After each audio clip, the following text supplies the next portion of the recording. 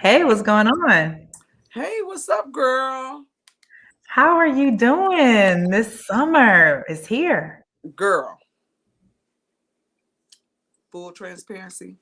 You want to be honest, don't you? I am feeling pretty good right now. And before I tell you why I'm feeling pretty good, I'm Laverne Badger, And I'm Natalie Hayden. and we are We are exposed Exposed the podcast. the podcast. So, a transparent moment for me right now of how I'm feeling is things have been super busy the last few weeks. And me and my husband took a moment to go have brunch. And well overdue time, right? And we went and had brunch, and I had this recording, and I had a little side drinky drink. And so, those of you who know me know I don't really drink. And so, it was a nice little free pineapple margarita, jalapeno margarita. And yeah, so I'm feeling pretty good. Needless to say, I'm feeling pretty good right now. So many words, guys. She's a little tipsy. So I don't know if we'll have to edit anything or Right. So drop. the words that are coming out of my mouth, please charge it. Do not charge it to expose podcast. But I'm good. I'm good. I'm definitely feeling pretty good. Spent some good time with him. And we're actually recording the day before Juneteenth. So Oh, excited yeah. about this weekend and spending some time with our people. And so Absolutely. I'm after I'm coming off very a excited. pandemic. We got a fun-filled weekend, right? Mm-hmm. So between Juneteenth and then Father's Day, I mean, this month we really have been spotlighting and highlighting men in our community that we know well, and we've seen them. They're not just ones to talk, but it's by their action, the charge that they take in their lives, and the women and children that they are a part of. And so we're excited to talk about men and fatherhood, right? Yes. So Yes. we have a guest with us today, and we want to bring him in like right away. But I'm really excited because, like I've watched this person over time just really evolve. And remember, last week's episode was about fatherhood evolve, but sometimes fatherhood really does. I think it causes most of the men to have to evolve into something that they never, thought that they could be. And so, This is a new girl dad. So I'm excited. I'm excited to hear his story. yeah, so guys, without further ado, I want to bring in the new owner of Cupid Development, our close friend and supporter, Mr. Malik Cupid. Hi. Hey, everybody. What's Oh, going on? oh my goodness. Thank you so much. I definitely have to start by saying that. Thank you. I really follow you both, and I know you both personally, and what you're doing is just amazing. You're doing amazing work, and I'm just glad I can be a part of it. You know? Absolutely. We definitely appreciate that. Although we don't talk all the time, we got Facebook, and so I see what you're doing, and absolutely love all the pictures of you and your daughter. Like, Uh, I don't know what it is about a man and his daughter. Like it is. I love seeing men with their children, but when you see them with their little girls, because they are so out of their comfort zone with the little girls, it is just something to see. So I absolutely love the relationship you have with your daughter. yeah, my little one, she's awesome. She's my little life quick. She was my life quake, I should say. And I tell people that because she kind of shook up my life for sure. You know, and, Mhm. yeah, some folks are like, I was a former athlete and everything, so they're like, oh, didn't you want a little boy and everything? Teach him the skills you had in basketball. It's like, some about little girls, they love their daddies, and she shows so much affection every day, and she brightens up my spirit every time I see her. So Wow. yeah. Wow. That's awesome. And so the time that we're in is actually her name, Summer. Yes, yes. Summer name, and she was born in the summertime. Next month she'll be 5. Oh my goodness. Yep. The 19th of July. So she's named after the season, and she really is sunshine. She really is sunshine. She And is. we see the little pink tutu or T-tips in the background. ain't no bachelor pad going on there. No, no, Hey, no. She's left her mark around here. I think I have a pink Barbie doll set over here, and in my kitchen I got a kitchen set, and all in my room I got her Barbie dolls in my car. I mean, I drive, I drive a little bit of I can drive a Challenger, and for the guys out there, it's a sports car, right? It's a muscle car, and I swear, I look in the back seat, I got little Ken and Barbie dolls in the back, and boots missing in this place and that place. I'm like, what is going on back there? So This is outside you look cool. on the outside look cool, Inside, but if you look on the inside, you're like, well, what's going on here? What's You running going a on daycare? Yes. man, that is Summer what said, I'm the only woman up in here. I Yeah, need to pretty be much. represented in the She house leaves her and the mark. car. she does, and she's such a sweetheart. But before Summer, what Yes. was those? What were the examples you had growing up? Like most of our Black men, we were absent of having a father. And did you have that? And did you have several examples of what that looked like? And then how did you sort of mirror yourself in that way? And when it was your turn to be a father? Yeah, it's interesting. That's really a great question, because I'll tell you now, like, until becoming a dad, I feel like I didn't really have a lot of the language to kind of communicate like what my experience was like growing up. My parents, my parents, my mom, both my parents are deceased, by the way, and God bless their souls. My mom passed away in 2004. My dad passed away in 2014. And so they met and married in New York City. That's where I'm from. And my mom, she was from the South, a rural town in North Carolina. And my dad was from the Caribbean, from St. Vincent and the Grenadines. And they met in New York, and they met at night school. And so they were very young when they met. They met and married probably within a couple years. Had my sister first. My sister's 4 or 5 years older than I am. And then they had me, and they stayed married in the same household. I should definitely qualify that, in the same household, married. Yeah. for about I would say 8 years, up until I was around 5 years old, and then they separated. They went their separate ways, and then they maintained a little bit of a co-parenting setup, right? So my dad, I have a lot of positive things that he taught me just about life, and he was an awesome guy. I mean, he definitely wasn't perfect. That's for Right. sure.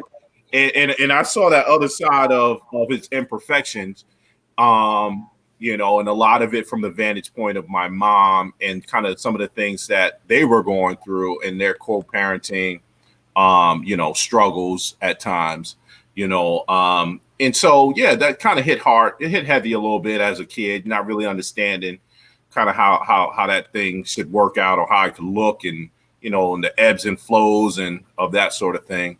So, yeah, I mean, but overall, the men who were close to me in my life, my uncles, my mom was she was one of 12 kids. She had about 6 brothers. And all my uncles, they were surrogate dads. Again, not perfect guys, So I mean, in the traditional sense of the word, they weren't perfect, but they taught me a lot about just kind of just having principles and having values. Right. You know what I mean? And you can have values and vices at the same time. Yeah. Right.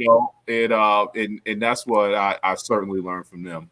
So when you brought up how you recognized the co-parenting that your parents had to do, Mm-hmm. did that help you with how you approach co-parenting with Summer's mom, or is that a totally different dynamic of Well, then and now?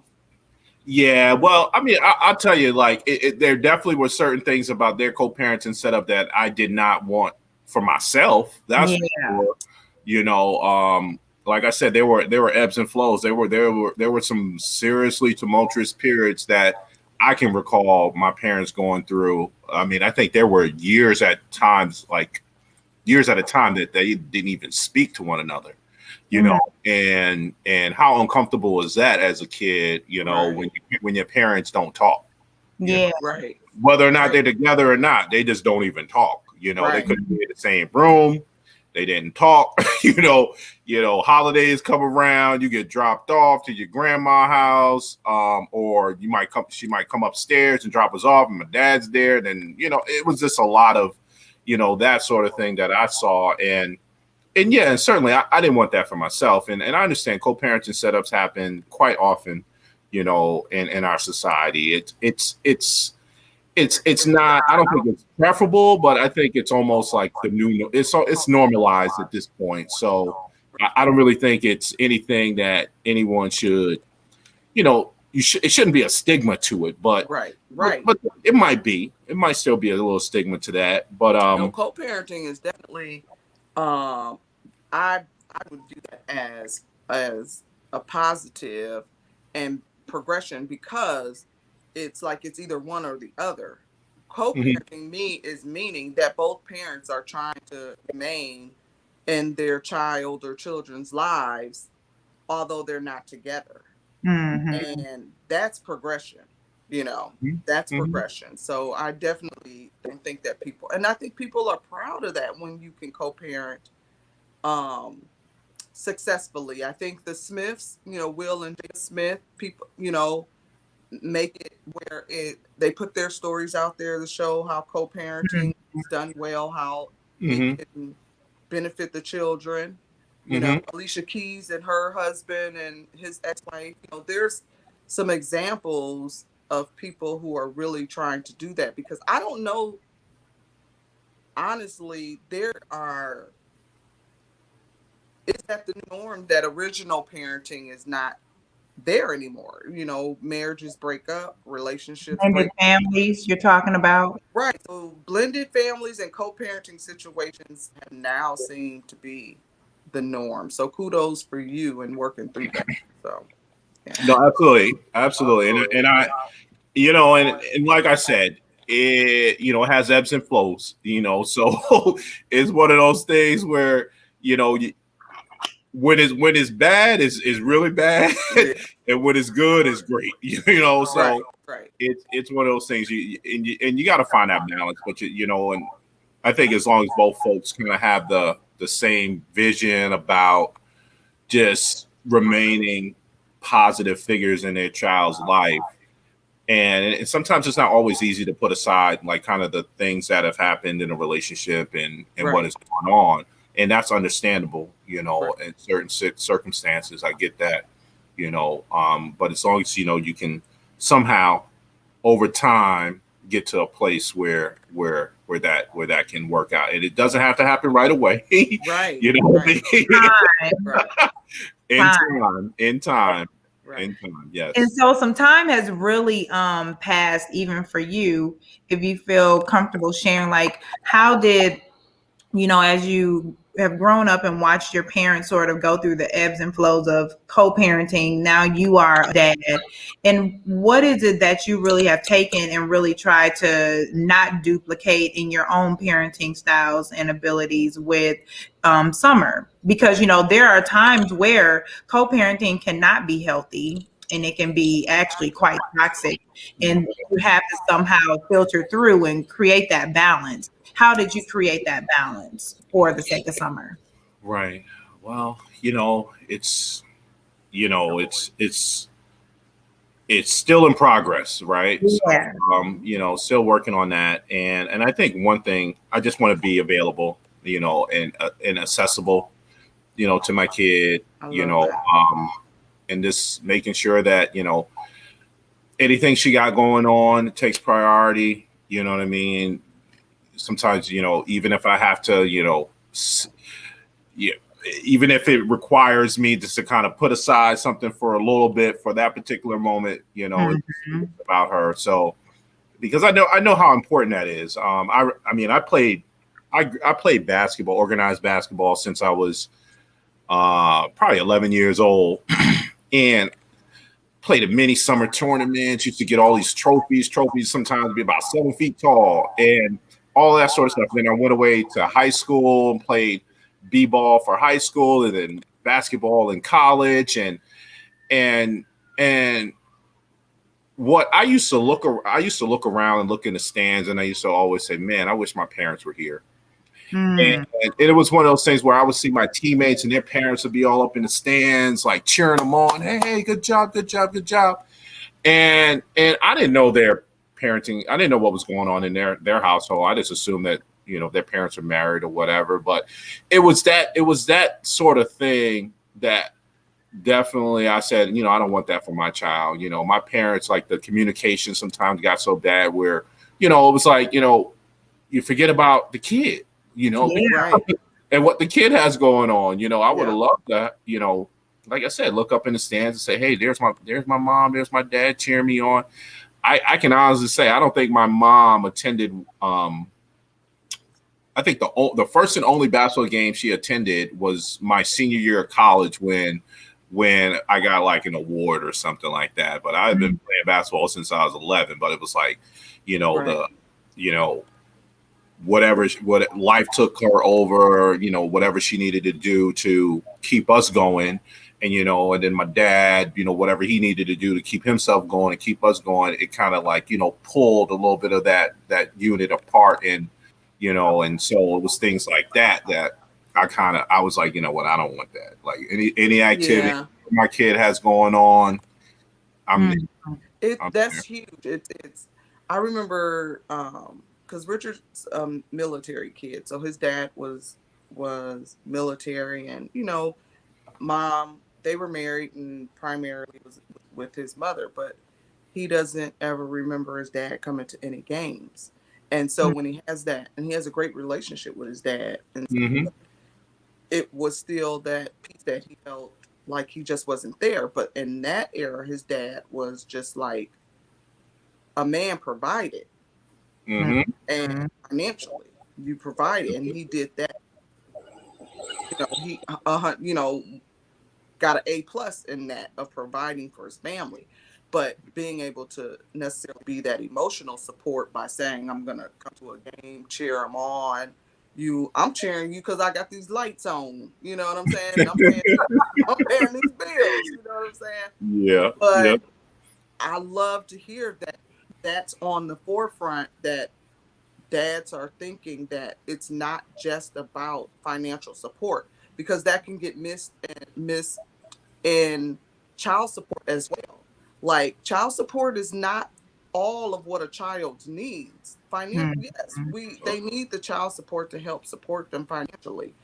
But almost the court is saying, if you don't have the financial support, you don't get any rights to nurture the emotional side of a parent-child relationship. And so I'm hoping with more dads like you of understanding how being hands-on and physically being there, that's a trend that's going to continue to grow, because at the end of the day, it benefits Summer on the type of woman she's going to become. I mean, I feel like it's even bigger than that. I think, when we have dads that have evolved like you, Calvin, and G, our past guests, you really are considering the community, you're considering the village, you're considering, the world and who your children will go on to touch and impact. Right. Because with you not in her life, it can be a whole nother way, right? Absolutely. And so, I see the bigger picture. And so I'm just really grateful even, for that mindset to say, I want to be accessible and I want to be present. I want to be involved, and I'm going to have to go through some things, even when you do say, for instance, you try everything the right way. shit still don't work out. As you know. Right. Right. And I'm also an educator, right? So Yeah. I'm a teacher, I work for MPS. I've been in special education now for 10 years. So I work with students and parents, and I've worked with students and parents from different income levels and all of that, right? So there's some serious real issues out there, and parenting, like everybody, I feel like it might need to be a parenting class, because parenting is really like, you see it and you learn so much through experience, because everyone has had at least an adult in their life raising them. Right. However that structure was, whether it was your parent, your grandparent, a guardian, or whatever, you had an adult raising you, at some point. And so we have become conditioned to think parenting needs to look maybe that way or not that way, Right. But I just feel like, a lot of it is kind of like, it's yours. It is you to embrace, is you to, say, this is what I want for my kid. This is how I want to be, for my kid. I can't be like my dad. I can't be like my mom. They were who they were, and I can't be like the person I see on TV who seems to be, doing everything in the right way. That's not who I am, And so, I think, as long as you take an authentic approach to parenting, and you realize, and stay open to trying different things, and is keeping the kid at the forefront, a lot of that stuff will shake out. I mean, I don't even want to get into that whole child support situation. Right. That's an animal all in itself. That's a right. That needs a whole conference platform. Listen, we need a whole drink in a bar to break into that. We understand where there's the need, but somewhere, somehow, it turned into business practices versus what's in the best interest of the children. Yeah. So And to touch on that, and it's not just the parents, it's kind of the systemic. It's a system. What I'm saying, the system. It really is a system. There's a lot of folks, and I mean, breakups are hard, and when you're talking about, a family unit, how like equitably to figure that out and try to make it work as best as possible for the kid, and without, changing a whole lot of things. I mean, you would think that, everything it's not really, it shouldn't be a formula for that, because every situation is different. It's different. Yes. It has to be tailored, right? Yeah, you would think it would be more tailored, but it's like a lot of the initial decisions on how that works out just seems to be so cookie cutter, and it can cause a lot of stress, pain, and anxiety in a relationship of co-parenting, and so. You know what? It's not. I feel like who tends to experience that is the child. Although us as the parents, we can somewhat take it, but what about this innocent child? And then that's what I thought about. I really wanted to, at the own expense of, what I was feeling, I was willing to lay myself down so my daughter wouldn't have to feel the turbulence of all of that. You know what I'm saying? So many parents do consider that and understand how difficult that system can be. So let's just turn the tide a little bit. Yep. As far as how is it that you are mentoring and sharing, like your experience of just like being, for one, an evolving man, an evolving father within the community? What do you have going on? Oh, well, what do I have going on? So this is my plug. I'm president of Cupid Development, LLC. And so Cupid Development is a commercial real estate company focusing on affordable housing, light-tech deals, and workforce housing. So that's something that I think is very, very important.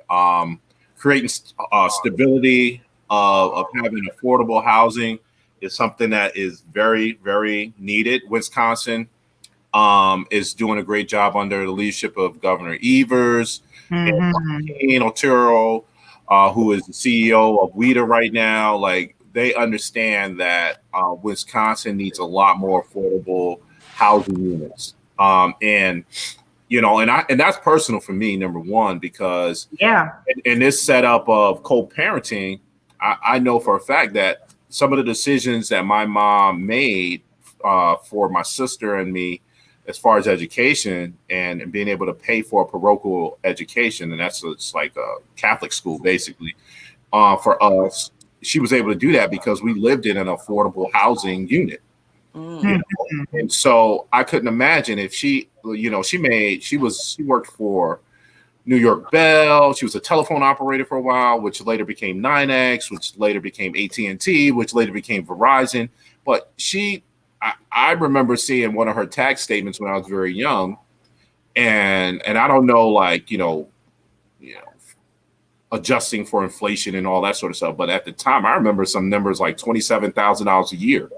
She was raising two kids on $27,000 a year, and I couldn't imagine. And I mean, and the whole child support thing is a separate issue, but I couldn't imagine, her trying to find housing, market rate housing. Hello, somebody in New York City, with two kids and the job that she had. So, like, that is so important. And so, Wisconsin, like I said, we're trying, to try to put together a couple, some more affordable housing units here. And I'm actually working on one project, the Edison School Apartments on 37th Street. Is a former Thomas Edison School, and I'm partnered with Gorman and Company, and partnered with Lutheran Social Services, and so yeah, we just got awarded a tax credit from WIDA, over $1 million tax credit. So we are definitely trying to do our part in that. So that's my plug. That was a long plug. Congratulations. And you know what, Malik, can you say where you started? And you started while you were still in transition. So what organization did you go through to get started with your development? Exactly. I guess I would be remiss if I don't talk about Acre.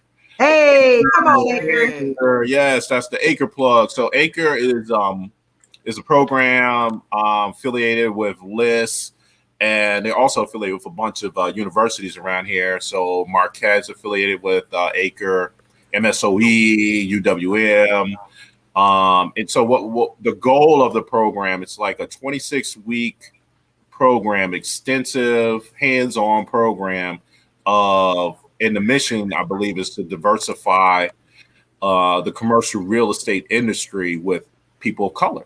Yeah. Because I mean, we all know what's going on, how we all know what happened. What happened was, we know what happened.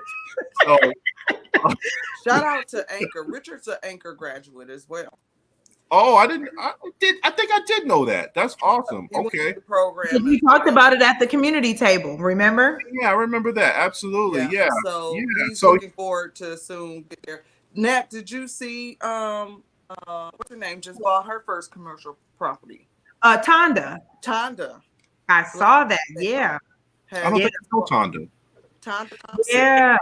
Yeah, so we might have to connect you with her, but she just bought her first commercial property. I just saw that on Facebook, and so proud because she is a carpenter, slays wood.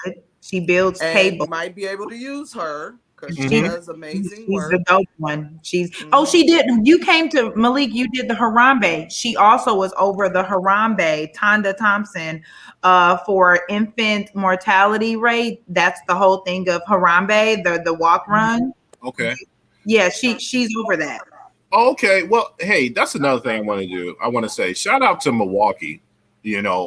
I'm a transplant. I am a New York transplant, but shout out to Milwaukee. I really believe like the Black and brown folks here, you have a entrepreneurial spirit, and it shows every time. I don't think I've ever been in a space where I've seen so many folks who look like me, really on a lot of positivity, doing things like, always thinking about, how can we grow this, Right. and I think that's important.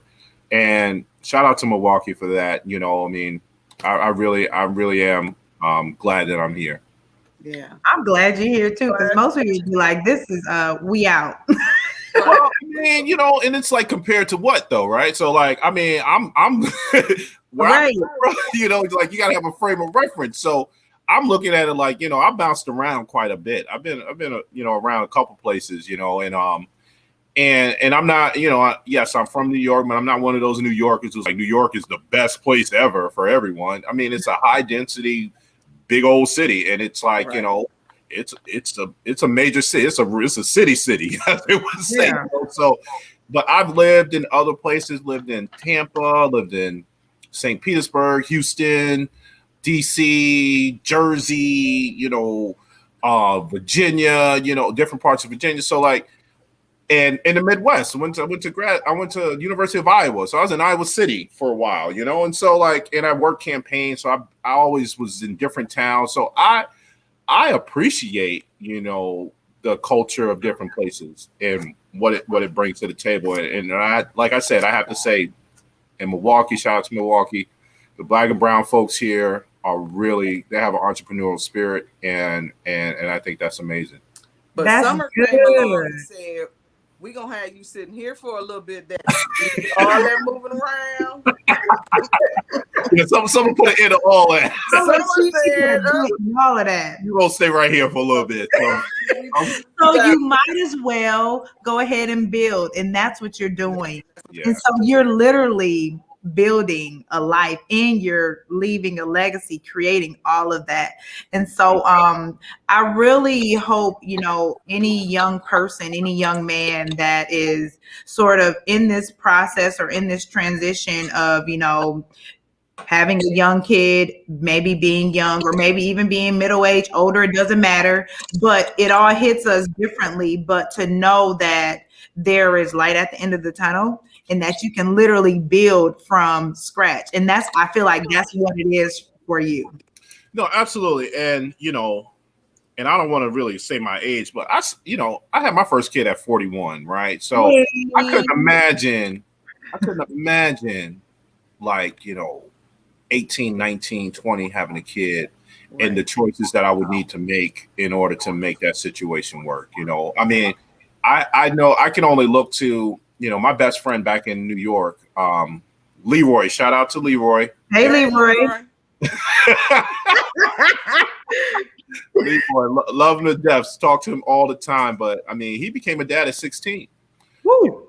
And and he's an amazing guy, amazing father. And I saw firsthand like how challenging it was for him. There was a lot of challenges in a lot of respects. I mean, the mother of his kid was young, was around his age at the same time. So, I mean, it's a whole different set of decisions you got to make based on your age. Right. Yeah. And for these young men who are out there and you find yourself in that situation, the best thing I can say is like, you gotta just try to stabilize yourself as best as possible, because when you're stable, your kids are going to be stable, and that's what you need to do.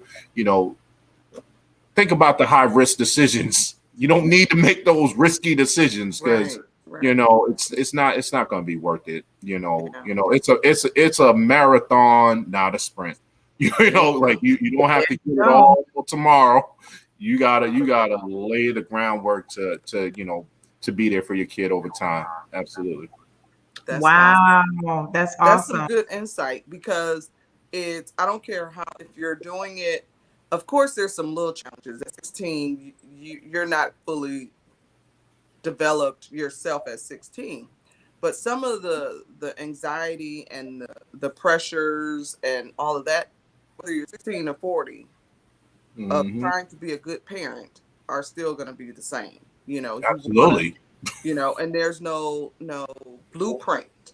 No. You know what I'm saying? Listen, there's no blueprint for motherhood. So mothers don't get a blueprint. Mothers sort of get I've said this in the other interviews. We get a little bit of a blueprint because we're taught how to be nurturers through the baby dolls. So them dolls, the Barbies and stuff that you're already Yeah, that's all around here somewhere. I'm that's probably stepping already on one. set up. That's already Yeah, set up for little girls. Already put them ahead of the game of you guys in regards to the parenting, that's true. situation. However, it's still very difficult for us to make sure that as moms, as well as you as dads, that we have the same struggles of making sure that we're doing the best.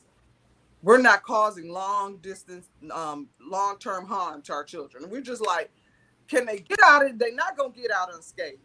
There's gonna be some things that we didn't get right. There's gonna be some things, mistakes that they make.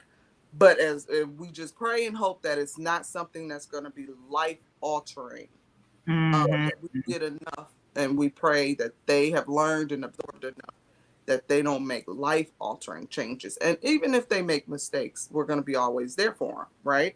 Right, Yeah. right, right. Unconditional love, and the kids are watching. They are watching. Yeah. They are little sponges. They are Yes. watching everything we do. Yep. I mean, little terminologies. Summer says little things I say all the time, and it's like a part of her little personality now. I mean, and I have to. Okay, so one of my vices is I listen to Lil Boosie every once in a while. Come on and be Come little on, boo. So so it's just something he says in his chorus, and it's like, what does he say?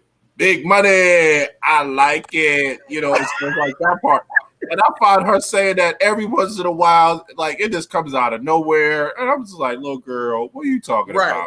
But, she gonna say it in church one day. She's gonna say Malik ain't did shit. Hello.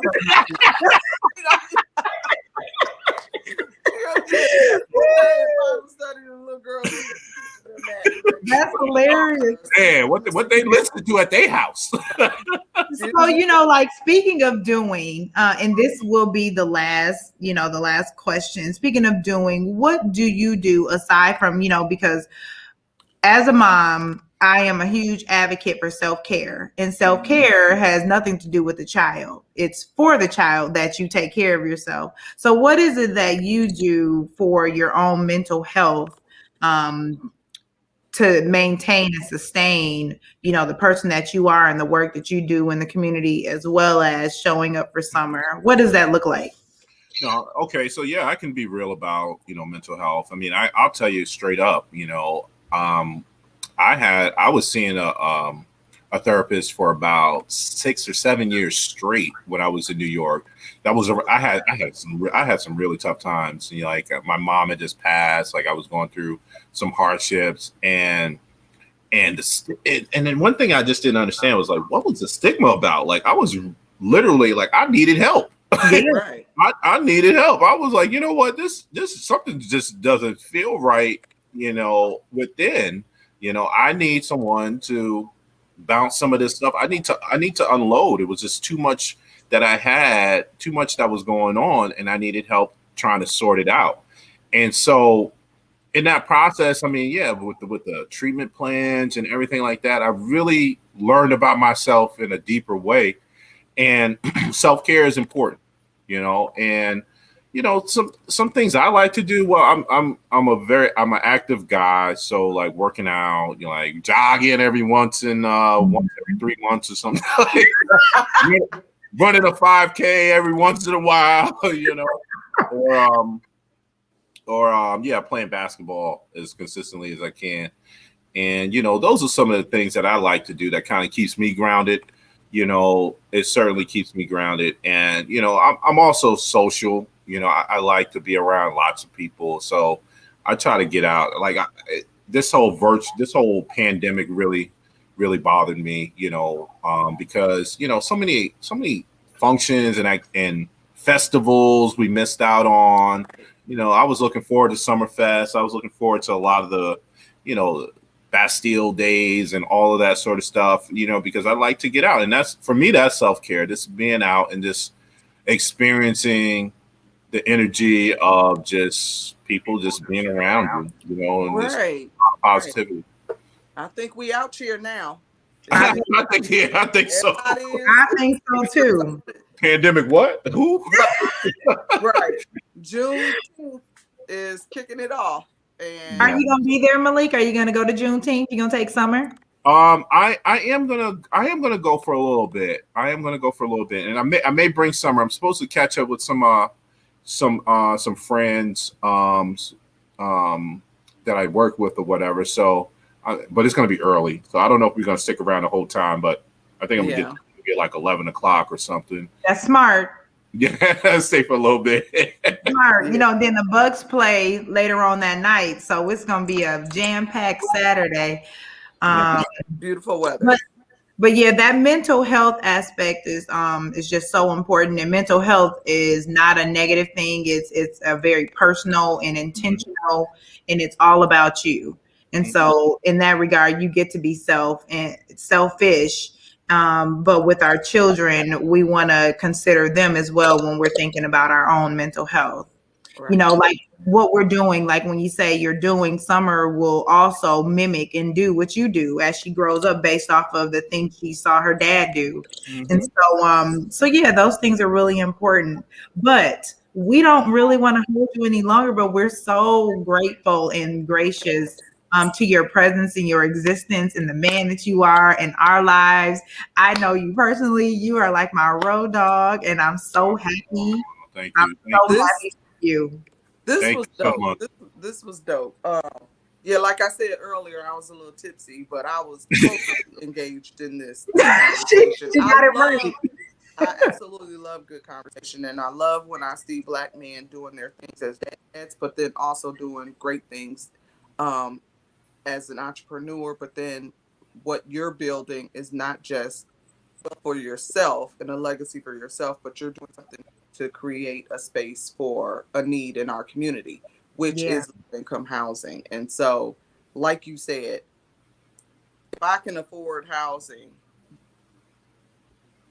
then there's the other things that I can tackle for my children to benefit other areas. So you and your sister were able to go to a parochial school because that rent part was lowered to have the ability to spend the limited funds on something else. So kudos to you on that. I think that's amazing, and continued blessings. If there's anything that we can do, let us know.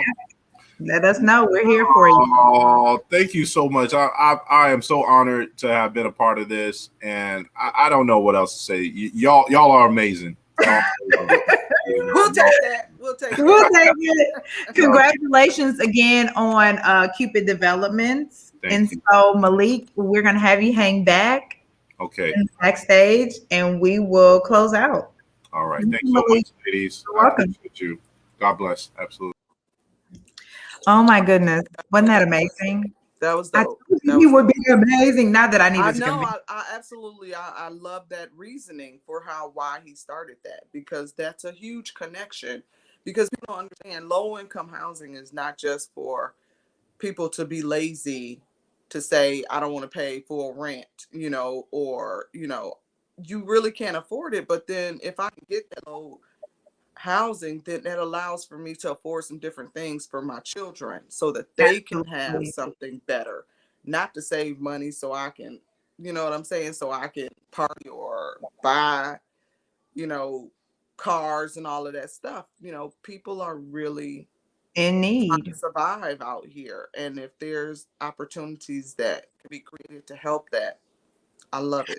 So I see so many blessings, and I just see, with someone creating something such as a need as housing, this is something that comes up in the work that we do, countless, all the time.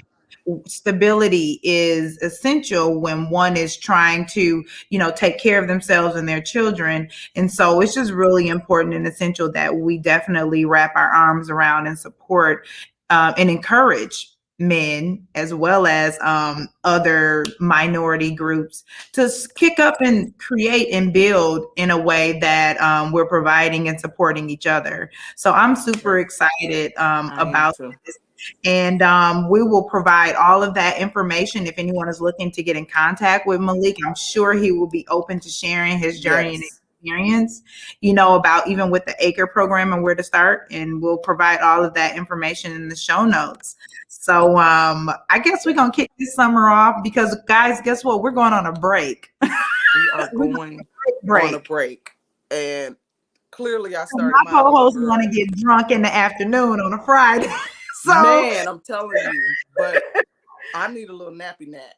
Now she needs a nap. And this is what this break is. ExPOSED podcast, self-care. So we believe so strongly in taking a break. And that's when you are a high, efficient, and effective, leaders in that way. You really do got to take a break and take a step back. So but you guys can go and check out our past podcasts. Catch up. Those will be in rotation. You can always find those. And we'll still be around. We just our weekly Wednesday drops will not happen throughout the summer. But y'all will see us because just like everybody out there, we gonna be out there. We back at effect. It's going down, and y'all can possibly check us out tomorrow at Juneteenth here in Milwaukee. But I'm Natalie Hayden. I'm Laura Badger. And we're signing off. Signing off. Peace out, guys.